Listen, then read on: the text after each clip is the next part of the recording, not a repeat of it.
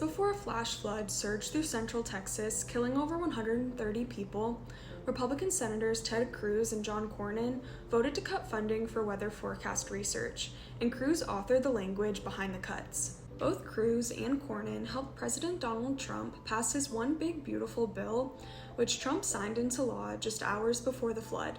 Cruz inserted language into the legislation, cutting $150 million in funding meant to accelerate advances and improvements in research, observation systems, modeling, forecasting, assessments, and dissemination of information to the public around weather forecasting, according to a recent bill analysis from The Guardian. The bill also includes the closure of National Oceanic and Atmospheric Administration offices and cuts to grant funding to study how the climate is impacting weather systems.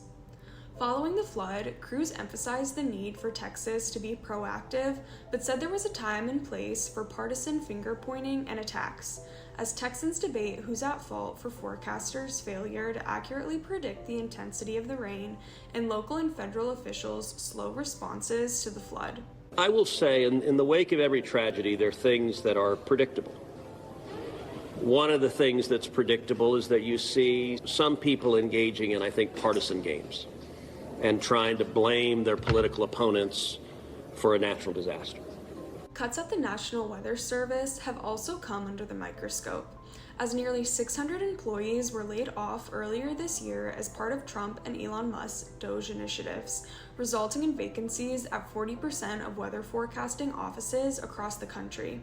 Several positions are vacant in Texas, including an open position in San Antonio, which covers areas affected by the floods. Although Trump also rejected the idea of investigating whether NWS cuts contributed to the flood's devastating death toll, Democrats like Representative Lloyd Doggett, Representative Joaquin Castro, and Senate Minority Leader Chuck Schumer have called for investigations into whether the cuts had any impact on the state's natural disaster response.